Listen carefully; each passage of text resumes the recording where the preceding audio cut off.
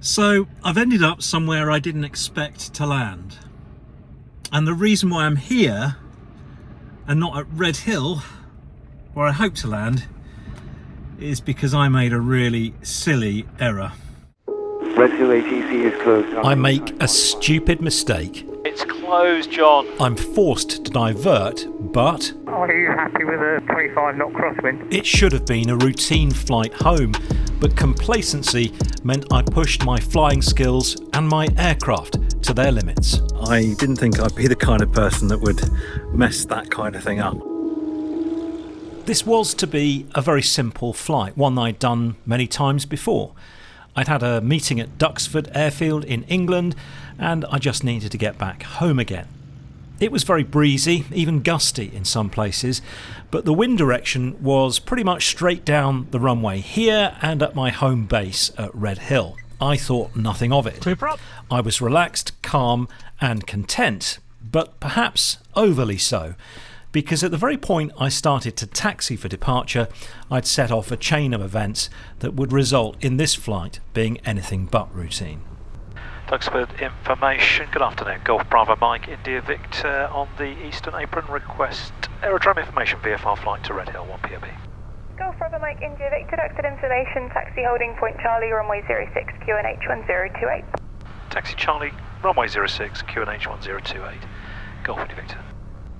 I use my aeroplane to get me places for business as well as for pleasure, and that means my mind often has to cope with the competing demands of the flying tasks and whatever else is distracting me from that when I get to where I want to be. It's worked pretty well so far, no mishaps, no concerns. I used to have a regime specifically designed to help me get my head back into the flying mind space after all those other activities. I used to give myself a good 30 minutes transition time to just sit in the cockpit, gather my thoughts, calmly think about my routing, the flight, the departure, the arrival. Time basically just to get my head back in the game. I didn't do that on this day, and I think that's what set this mission up for failure. Golf India Victor, runway 06 hard, 030 degrees at 12 knots, take off your discretion. Taking off 06 hard, Golf India Victor.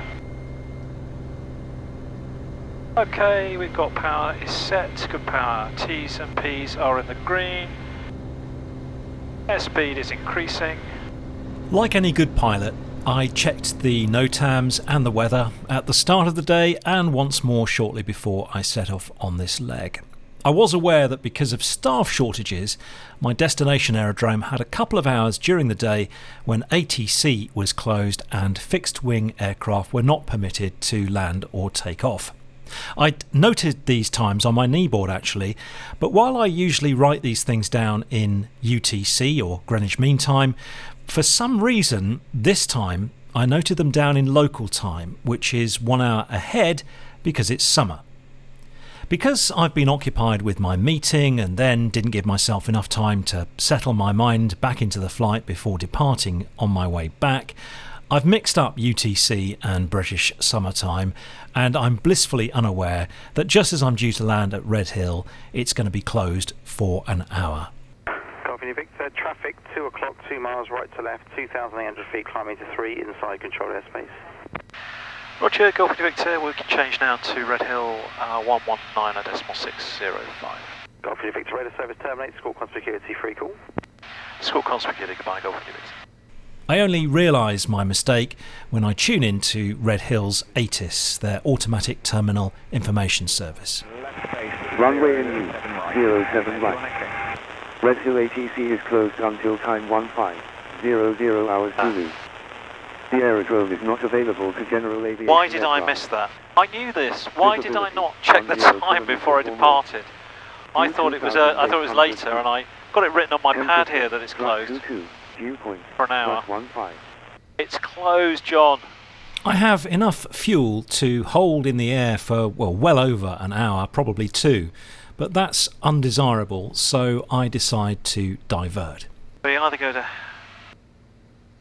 go to Rochester or Headcorn. Which should we go to?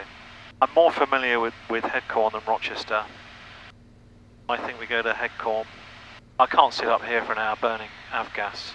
Oh, what a wally. How did I do that? As you'll see in a minute, choosing headcorn was probably a mistake and another symptom of me not having my head completely focused on this flight. First though, you might not know this, but when I bought India Victor more than 3 years ago now, I did so through AT Aviation sales. Since then, AT Aviation has moved to a modern new showroom at Leon Solent Airfield in Hampshire. I had the pleasure of catching up with Andy and Amy last month to film a short promo video for them. You can of course fly in and visit the showroom yourself, the only one in the UK. But you can also take a virtual tour yourself now and hear about AT Aviation's plans to expand their operation by clicking on the link to watch that video. And if you're a business looking for a promotion, advertising or corporate video services, get in touch with me through my website today. 122210. Headcorn is just 13 minutes away and I call them up on the radio to see if they mind me stopping there briefly. And this is where you'll see how I've let the rot of complacency take hold. 2810. Left hand. Basically all left hand. Headcorn radio, Golf Bravo, Mike, India Victor, good afternoon. India Victor. Can you accept me for a diversion? I've misjudged my flight time and Red Hill was closed, so would like to pop into you for an hour if that's okay. Roger, are you happy with a 25 knot crosswind? What's your wind then, exactly? We've got 030 degrees 15, gusting 25, but you're welcome to come and have a go. What type are you? We're a Pier 28 Arrow and normally that should be okay. Yeah, you'll be fine. Yeah, runway 10 QFE 1024 and yep, have a go if you want to go around, there's no problem at all. Roger, and left-hand circuit on 10, is that correct? Golf India Victor? Yeah, I mean there's nothing, it's really quiet, so if you want to join straight in, really however you like. Roger, I'll call you with 4 miles to run, Golf India Victor. So it's 103015, gusting 25. Good of them to mention that, actually, because that could have easily been overlooked. So that is pretty much a full crosswind of 15 knots. Done it before, usually pretty okay with that. Like I said there, really good of the Headcorn radio operator to alert me to this straight off the bat. With it gusting 25 and it being a full crosswind on 10, that's over the aircraft's demonstrated crosswind limit of 17 knots and right at the top end of my personal crosswind limit in this aircraft. It's true that I've managed that absolutely fine before, but it's not exactly desirable if given a choice. By contrast, Rochester's runway is oriented 020, so the wind there would be straight down the slot. So why didn't I choose to divert to Rochester?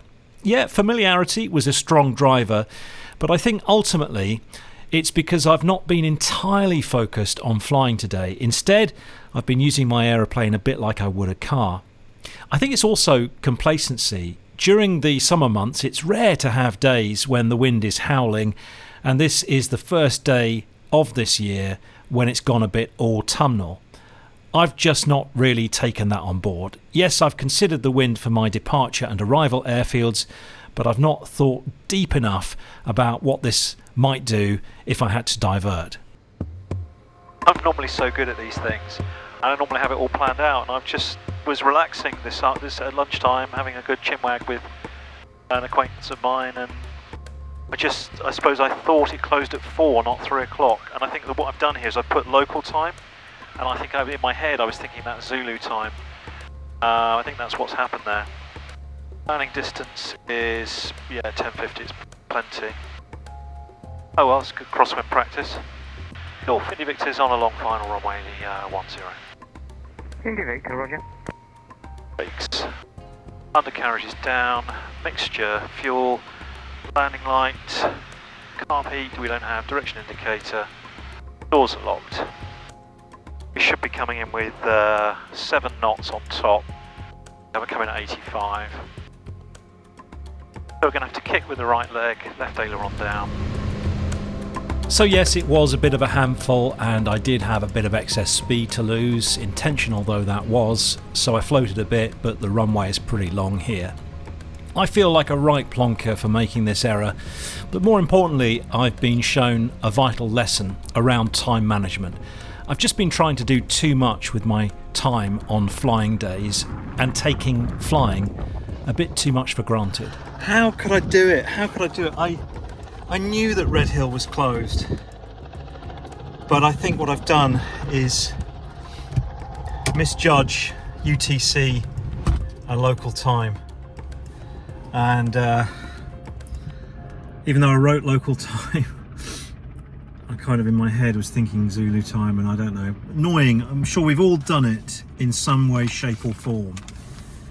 And I thought I would never succumb to such a silly error, but there we are. So here we are at Headcorn. I'm going to go and see if I can get a can of Coca-Cola or something and a snack, sit it out, and then head back to Red Hill. So I took off from Headcorn an hour later. The aerodrome did offer to waive the landing fee, but I honestly felt I couldn't accept that generosity because the diversion was entirely due to my pilot error. Do feel free to comment on the video. I'm sure I'm going to get a bit of stick, and that's fine. There's nothing you can say that I haven't already thought myself. I'm pretty good at beating myself up, so don't feel that you have to kick the boot in. Do please try and at least be polite if you've something meaningful to say. I'd like to thank Vertigo Covers, makers of modern, lightweight and affordable aircraft covers, who support the channel. As you know, I have one of their sets of covers and it's going to keep India Victor cosy and dry during these coming wet and windy months. I can thoroughly recommend Vertigo if you're in need of a set of covers. Details of how to find them are on the screen and in the video description. Also, as you probably know, I use skydemon as my iPad navigation software, a great bit of tech. And if you use it, I wonder if you're getting the most out of it. My friend James Lee from Buddy's Aviation could be described, I suppose, as a skydemon power user, completely unofficially, of course. He hasn't paid me to say this, but he runs skydemon training sessions for pilots, teaching the tips, tricks and shortcuts that will really help you during your pre-flight planning process, as well as in the cockpit. Contact James if you're interested on his website. Again, details in the description and on the screen. Thank you for watching. Make sure you subscribe to ensure you don't miss the next episode. Until then, fly safely, my friends.